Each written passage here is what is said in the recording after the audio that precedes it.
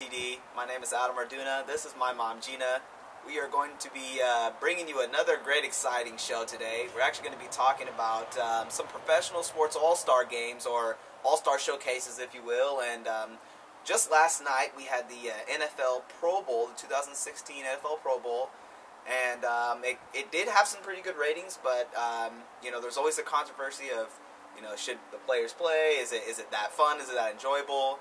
So we're going to talk about that and compare them to some of the other All-Star games, as the NBA has theirs coming up, and the MLB has theirs midsummer. And last night, another All-Star showcase was going on in the National Hockey League. Yeah, we had the NHL, and so let's just dive right into this. And, as I just mentioned, the NFL has kind of been in the wrong side of things when it comes to this All-Star game. What are your initial thoughts, or what do you think maybe they could do to kind of help it out a little bit? Well, I think the issue with the Pro Bowl is that the players don't hit each other. By the end of it, you're watching two-hand touch, legitimately two-hand touch. Yeah. Go Google a couple of the highlights from the fourth quarter of the Pro Bowl. The running back would come through the hole, and it was literally, that, I got you. It was two-hand touch. And I think that's really part of the problem. People watch football for offense and defense. They want to see somebody get low and knock somebody down. That's part of what you cheer for, the big hits. And the Pro Bowl takes that completely out of the game. And for good reason. We all understand why. These guys have seasons to get ready for. A lot of them, just got done. All of them just got done with their season. Sure. But they're trying to recover. They don't want to get further injured. And you don't want to have your knees taken out by somebody who's got an axe to grind with you from earlier in the season at the Pro Bowl. So I get why they don't hit like that. And I think the other thing, too, is that, everyone, it's a destination. Everyone shows up. Everyone, goes to the game, and then, you have all this build-up, and then once the game starts, it's kind of like, all right, we're done. We've made it. And you don't really play with the same intensity as you did as well. And so I agree. I think that the hitting is a huge aspect of it, why people are not trying to get injured, especially in a game that really doesn't mean anything. And, there's an interesting stat. I think it was 40% of the people that got invited turned it down this year to the Pro Bowl. And so, you had a lot of newer faces out there as well. So, maybe there were some fans that were turned away if they didn't see their favorite player, Sure. So, I think there's a lot of that going on with it. And, there's some things that they need to fix. Well, that's kind of the point. You vote for somebody who then says, oh, thanks for the honor, I'm not going. Right. And at the end of the day, you're watching literally the bonus round of football. All of us who are so desperate to see football, I'm one of those people, I'll literally watch anything. Right. I watch CFL, I watch Arena. As will I. I watch junior college football. If it's on, I will watch any football. And I think there's a lot of those fans. But then you get the game on, and you're like, wah, wah. And really, at the end of the day, this is about getting the players some bonus money. So the losers yesterday, I think the new contract went from 2011 to 2020. I think the losing team got, what, $30,000?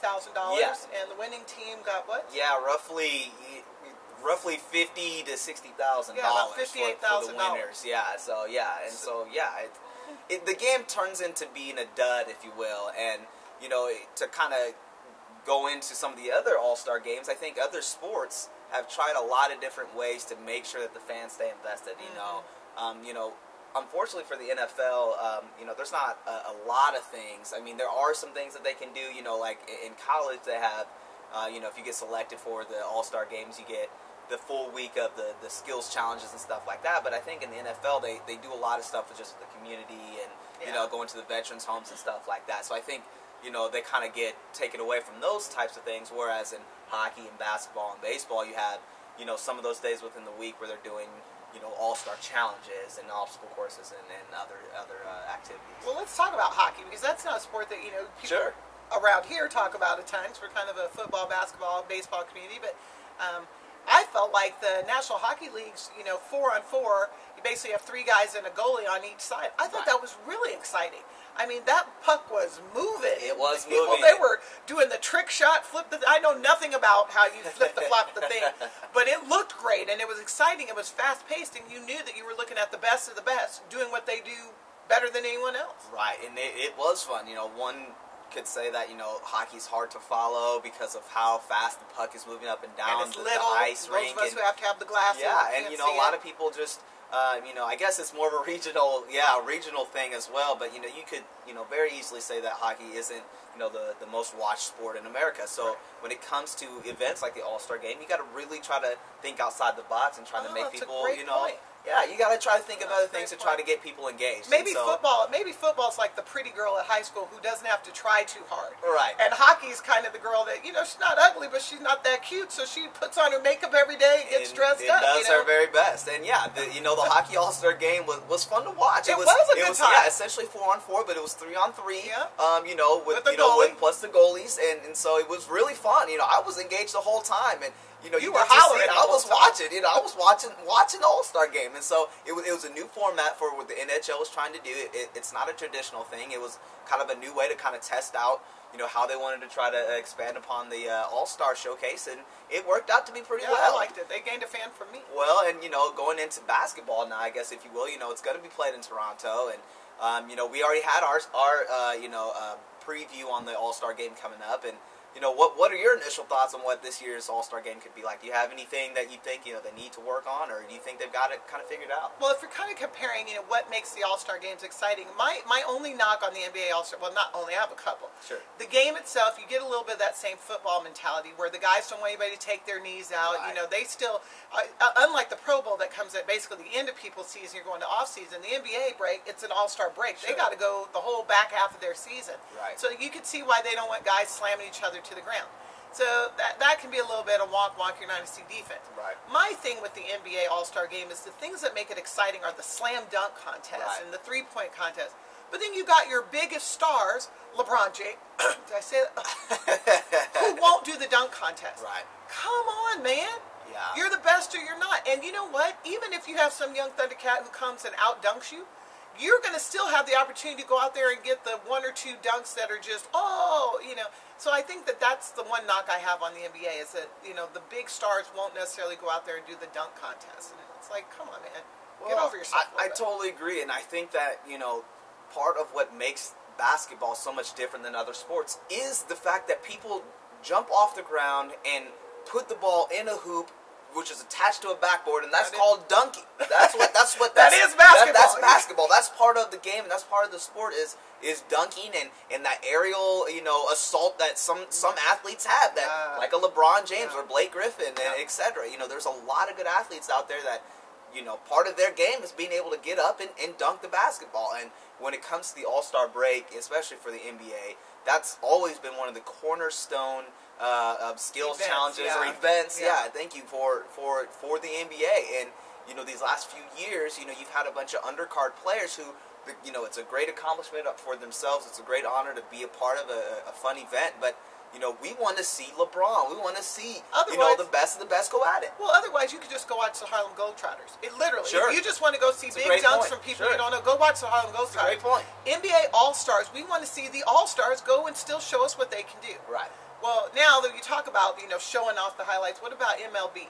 What do we like about that? Well, what the cool thing about the MLB is that I think what they do have, and I might be wrong about this, but the thing that the ultimate reward for this is that the winner, whichever conference, either the American League or the National League conference, whichever division wins the All-Star game, gets home field advantage for the postseason. Right. And that is extremely important when you're talking about multi-game series. And making people play their best and put some effort into doing it. There's a payoff. Which, like we talked about the Pro Bowl, these guys get a paid check. They do. But, for some of these guys, $30,000, they're like, womp womp. Yeah, some of the big contract guys, it really doesn't matter. Because it's the end of their season. Oh, here's an extra 30 or an extra 50. They can give that $30,000 to charity. Well, to them, it's like $30, not to us. Right. But, one thing I do like about the Major League Baseball All-Star break is they have fun things like the home run derby. I said dirty. Yeah, derby. derby. Somebody's, throwing a softball, and these guys are just cracking that thing. Yeah, and that thing is going 500 yards, 450 yards. Some of these big stadiums with big outfields, you want to see that ball travel. Yeah, it's a big deal. I totally agree. I think the home run derby is huge. It's a big deal. So, okay, well, which one is your favorite of the four we've talked about? Hockey, basketball, baseball, or football? Which one do you like the best? Well, considering we haven't seen the new 2016 baseball season yet or the new 2016 NBA All-Star game yet, I would say just the most intriguing one to me was definitely the NHL All-Star Game. I liked what they had to offer. I thought it was fun and engaging. Considering I'm not an extreme hockey fan, it was cool for me to sit there in my own living room and watch that. So I enjoyed the NHL Hockey All-Star Game. Although the NFL or Pro Bowl to me is always going to be a great game to watch because you get to see the best of the best. But clearly the physical part of the game tends to be what slows it down and not make it as inviting for everyone to watch. How about you? What your my default answer is always going to be football. I'm a football gal. I love football, but I will have to say, I'm going to give the nod to the NHL this time. Shocker. Yeah, shocker. Yeah, they might have gained a fan with that. Yeah. So here's the lesson. Do something the fans want to see when you're doing these all-star showcases. Sure. And regardless of what time or when it takes place, you got to continue to make sure everyone's involved and make sure that it's fun. Yeah, make it about the fans and make it enjoyable so it's not just a dud. Well, there it is from us here on OTD. We're excited to continue to bring you more shows, and we just hope that you continue to watch. And that's it from us on OTD. Thanks for watching, folks.